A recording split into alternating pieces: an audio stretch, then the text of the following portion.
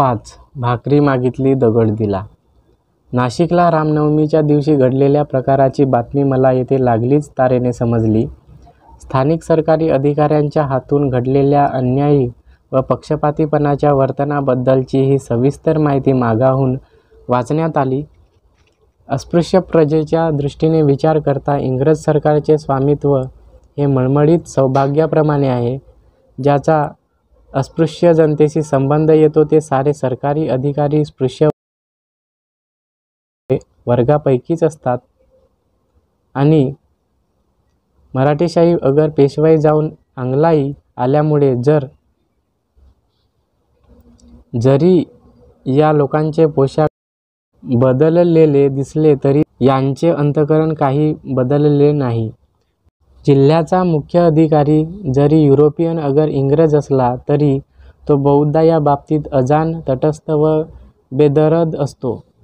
त्याच्या हाताखालचे अधिकारी सांगतील तेवढेच त्याला ऐकू येते व दाखवितील तेवढेच त्याला दिसते. असे नसते तर नाशिकात परवा घडला तसला प्रकार इंग्रजाच्या राज्यातही कसा व का घडला असता. भावराव गायकवाड, रणखांबे, दानी वगैरे कार्यकर्त्यांना या प्रसंगी तुरुंगवास निष्कारण पत्करावा लागला. त्यातल्या त्यात श्री तुळशीरामजी काळे यांच्या वृद्ध मातोश्री, त्याचप्रमाणे अमृतराव रणखांबे यांच्या मातोश्री बंदिवान झाल्याचे ऐकून खेदही वाटला आणि एक प्रकारची धन्यताही वाटली. नाशिक जिल्ह्यातील माझ्या अस्पृश्य बांधवांबद्दल मला मोठा अभिमान वाटतो. अस्पृश्यांची सर्वतोपरी असलेली विपरीत व बिकट परिस्थिती लक्षात घेता त्यांनी गेल्या 3-4 वर्षात जे स्वावलंबन व जे संघटन प्रत्यक्ष व्यवहारात प्रगट करून दाखविले व ज्या शोषिक व धैर्यवृत्तीचा माझ्या या बंधू भगिनींनी परिचय करून दिला ती ही सारी घटना खरोखरच अपूर्व अशी आहे. दुसऱ्या कोणाचे सहाय्य नाही, कोणाची सहानुभूती नाही. उलट कोणत्या ना कोणत्या तरी निमित्ताने सर्वजण नाखुश व विरोधी बनलेले अशा परिस्थितीत अस्पृश्यांकरिता व अस्पृश्यांच्या सहाय्यावर नाशिक सत्याग्रहासारखी चळवळ सतत 3-4 वर्षे एवढ्या मोठ्या प्रमाणात, एवढ्या उत्साहाने व इतक्या संघटितपणाने चालवावी ही एकट्या हिंदुस्थानातीलच नव्हे तर जगातील सर्व पददलित जनतेने अभिमान बाळगण्याजोगी घटना आहे असे म्हटल्यास त्यात अतिशयोक्ती मुळीच नाही. पण ब्राह्मणी धर्माने मूढ, अनुदान व असहिष्णू बनविलेल्या हिंदू समाजाला या सर्व गोष्टीचे काय होय? या सत्याग्रहाच्या रूपाने अस्पृश्य बांधवांनी स्पृश्य हिंदूजवळ समतेची कमीत कमी मागणी केली. आपल्या हिंदू बांधवांजवळ अस्पृश्यांनी समतेची आणि प्रेमाची भाकरी मागितली, पण भाकरीऐवजी त्यांच्या पदरात ब्राह्मणादी स्पृश्य हिंदूंनी दगड-धोंडे टाकले. सिमला, भीमराव आंबेडकर, 26/4/1932 आहे. या वक्तव्याबाबत खालील घटना कारणीभूत होत्या.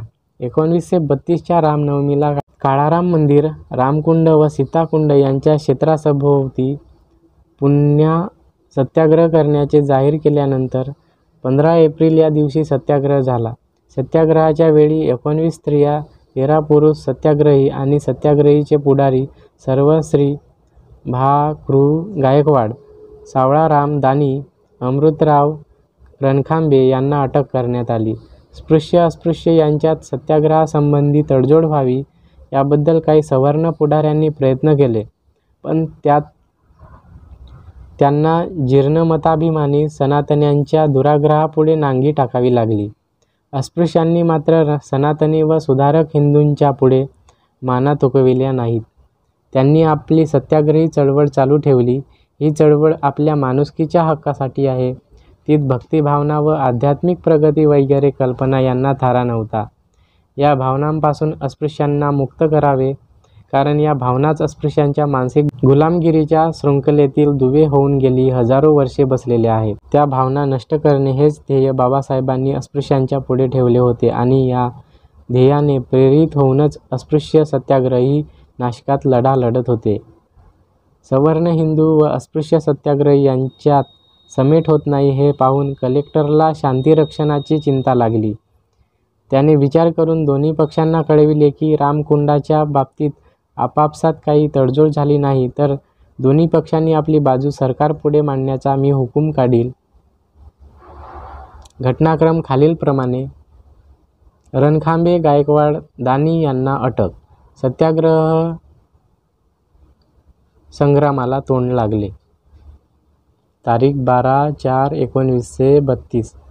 नाशिक मंदिर प्रवेश सत्याग्रहासंबंधीची आमंत्रणे अचानकपणे खेडोपाडी पाठविण्यात आली. यंदाही सालाबादाप्रमाणे रामनवमीच्या उत्सवात काळाराम मंदिरावर सत्याग्रह करावयाचा असा निर्धार नाशिक जिल्ह्यातील अस्पृश्य बांधवांनी केला. यंदाचा सत्याग्रह फक्त काळाराम मंदिरापुरताच नव्हता. त्यांचे क्षेत्र रामकुंड सीताकुंडापर्यंत वाढले होते. ही दोन्ही ठिकाणी एका ठिकाणी नसल्यामुळे सनातनी लोकांना अस्पृश्यांना वेळ प्रसंगी मज्जाव करण्यासाठी दोन्ही ठिकाणी धरणे धरून बसणे भागच होते. तशात नाशिकचे नवीन कलेक्टर मी. ब्राऊन यांनी आपापसात काहीतरी नक्की तडजोड करा, नाहीतर आम्ही रामकुंडावरची सरकारी नियंत्रणाचा हुकूम अधिक वाढवू शकत नाही, अशा आशयाचा इशारा उभय पक्षास देताच दोन्ही पक्षाला आपल्या पुढील धोरणाविषयी ठराविक बेत करणे भागच होते.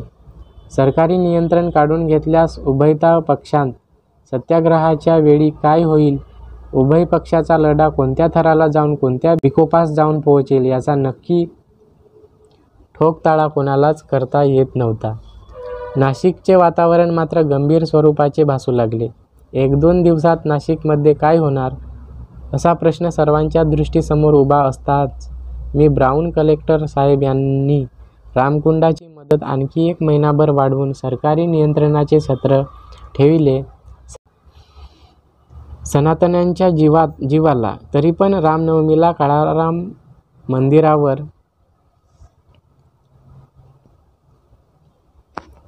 मंदिरावर अस्पृश्य बांधव सत्याग्रह करण्यास कमी करणार नाहीत ही गोष्ट तितकीच खरी असल्यामुळे या अरिष्टाला कसे तोंड द्यावे याबद्दलच्या सनातनी मंडळीच्या खाजगी बैठकी चालू आहेत. सत्याग्रहाचे निमंत्रण मिळताच नाशिक जिल्ह्यातील निरनिराळ्या गावाहून सत्याग्रहाकरिता सत्याग्रही वीरांच्या तुकड्या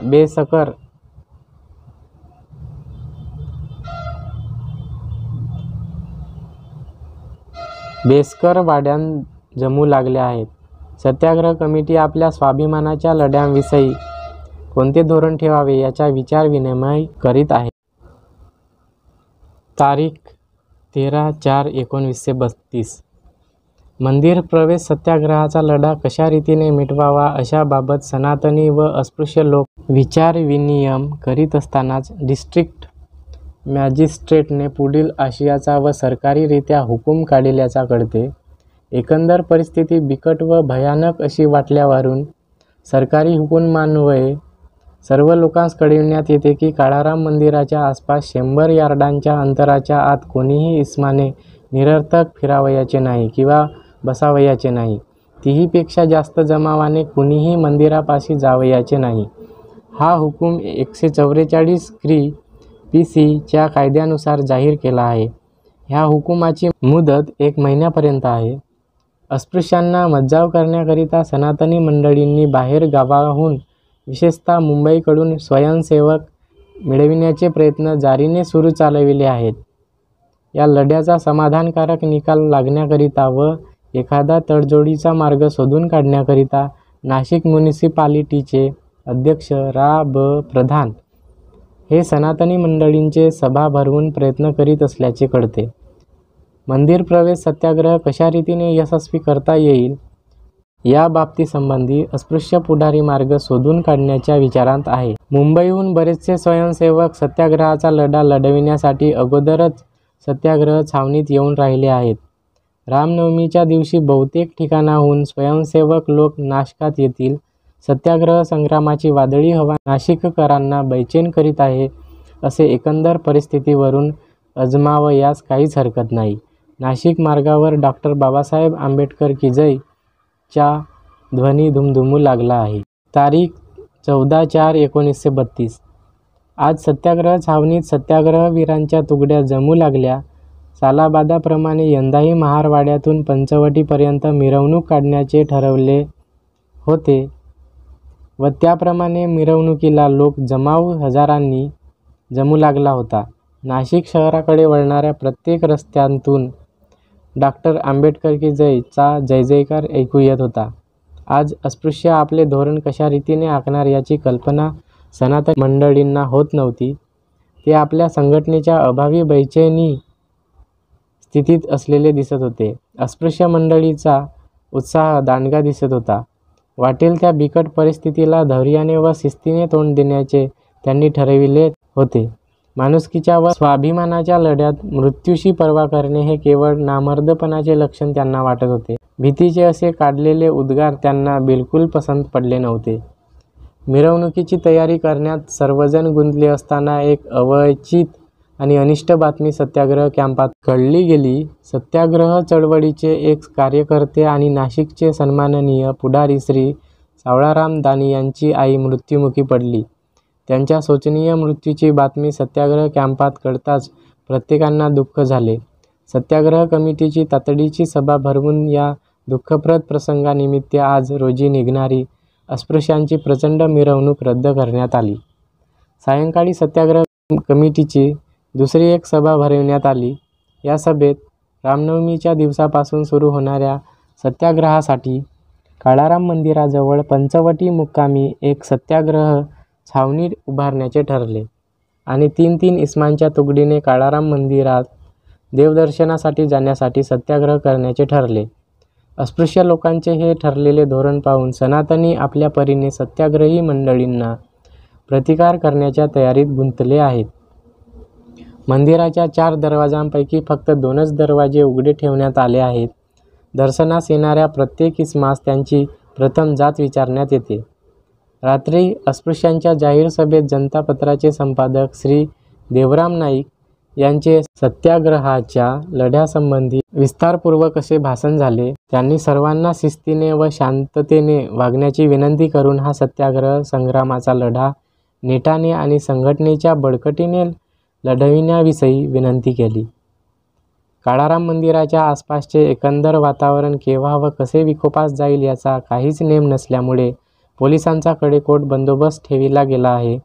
रात्रभर निरनिराळ्या भीतीदायक अफवा सत्याग्रह छावणीत पसरविण्याचा प्रयत्न करण्यात आला, परंतु सत्याग्रही वीर असल्या धमकावण्याला किंवा भीतीदायक बातम्यांना किंमत देण्याइतके कमकुवत नव्हते.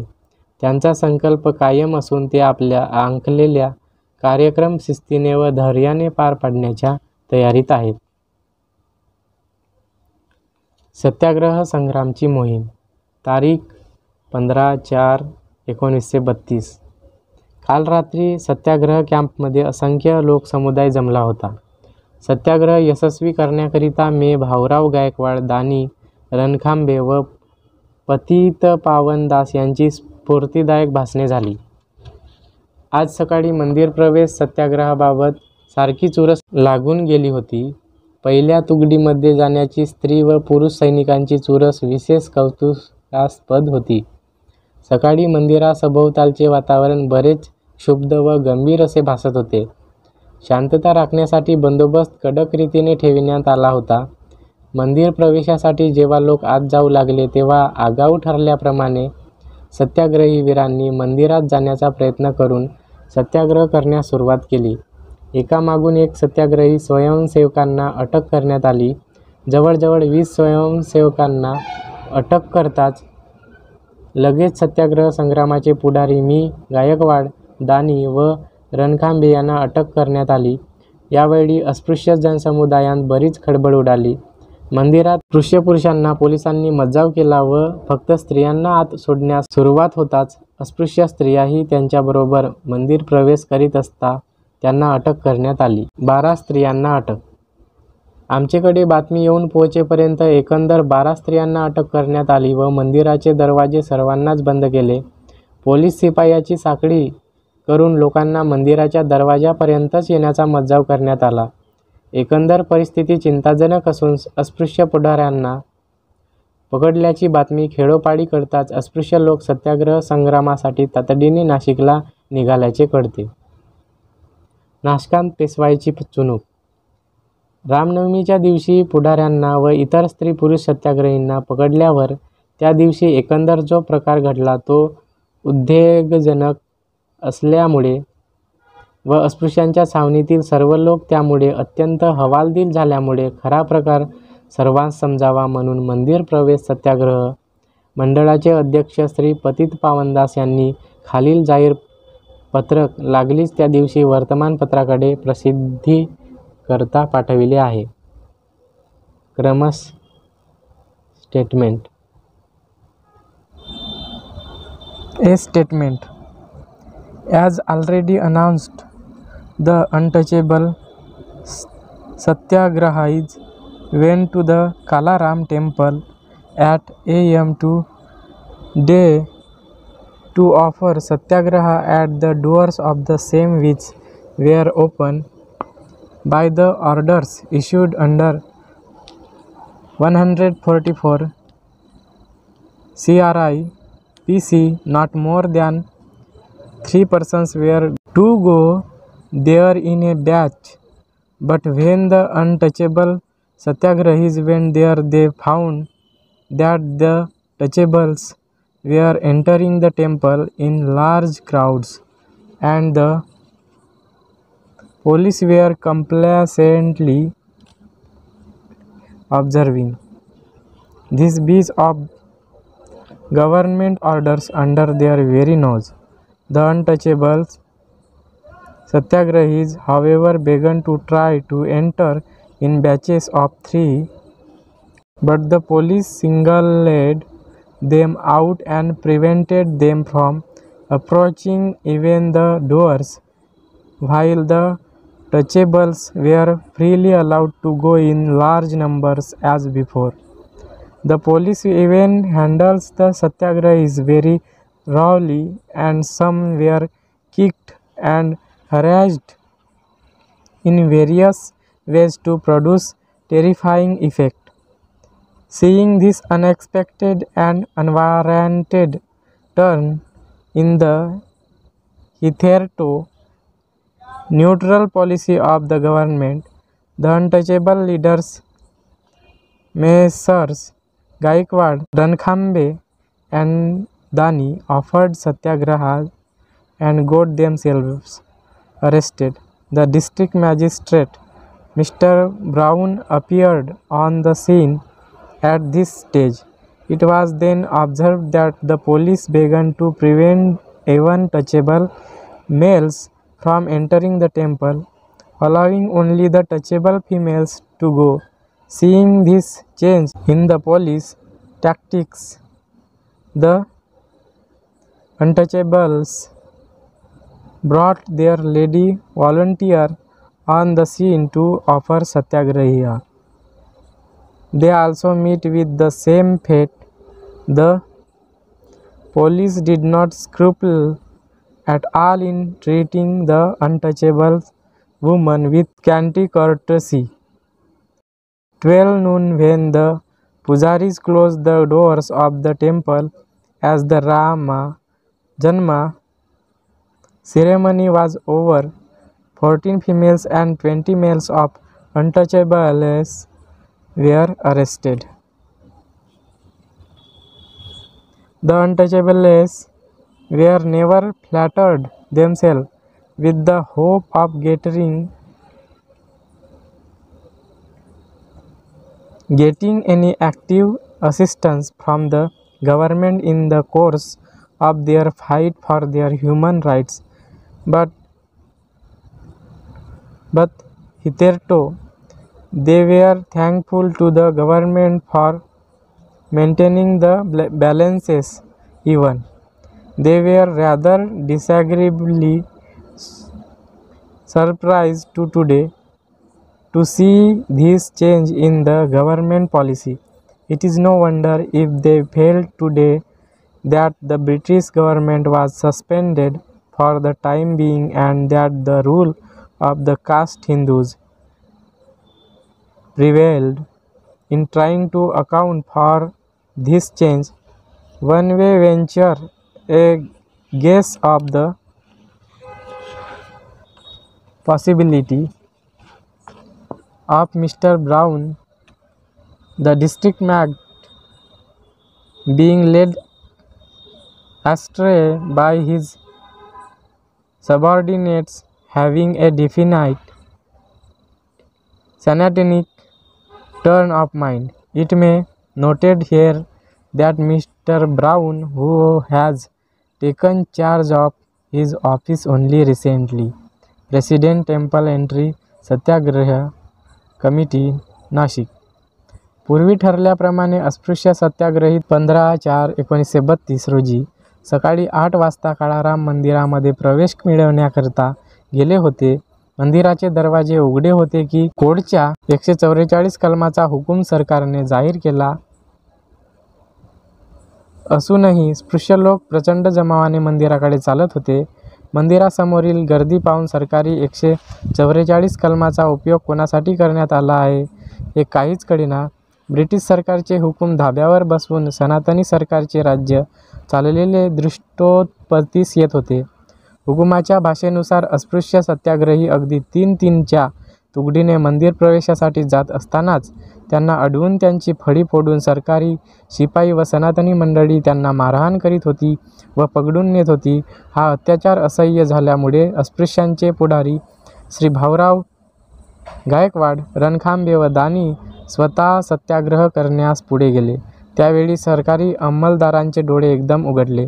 सनातनी आश्चर्यचकित झाले.